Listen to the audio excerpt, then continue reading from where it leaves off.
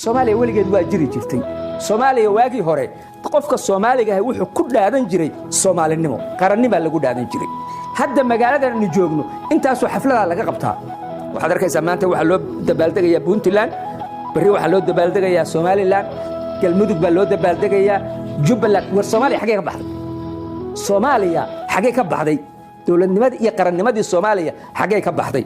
Soomaaliya hooy bay u ahayd qof kasta oo Soomaaliya sheegto ninka cali sabiix ka yimaado Djibouti agteeda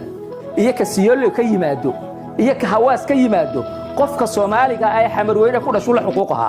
wuxuu kaliyo ka xigay waxay ahayd guriga isagu leeyahay iyo beerta isagu leeyahay isku xuquuq bay ahayd federalismku wuxuu ina geliyay ummadii ciriiri hatta dhaqaalihii iyo baabi'iyay waayo xabada mooska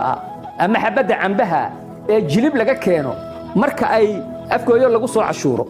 ee xamar lagu cashuuro ee joohar lagu cashuuro ee cadaada lagu cashuuro gaalkacyo lagu cashuuro qiimahay ku tagaysaa boosaaso alaabta boosaaso laga keeno ilaa qolo kastoo dawlad sheegatay waa inay cashuur rays garaysaa waa inay cashuurtaa waa dhaqaalaha iyo ummadii Soomaalida halkaas la geliyay meel kasto waxa laga dhisay dawlad iyo baarlamaan iyo wasiiro kharashka ku baxaya dawlad goboleed kasto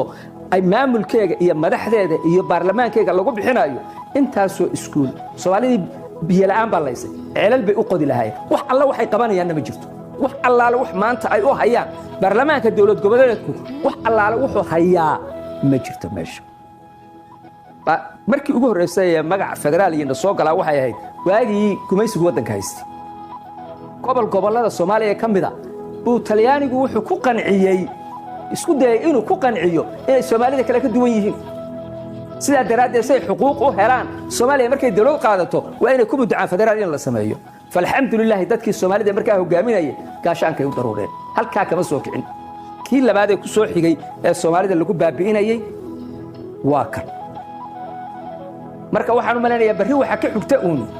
dawladii Soomaaliya jabhada lagu burburiyo cadawba soo hogaamiyay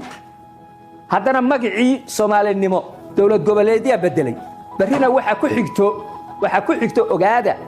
dawlad goboleedku wadankay rabtay ku beeri kartaa ha baciidsanina arrinta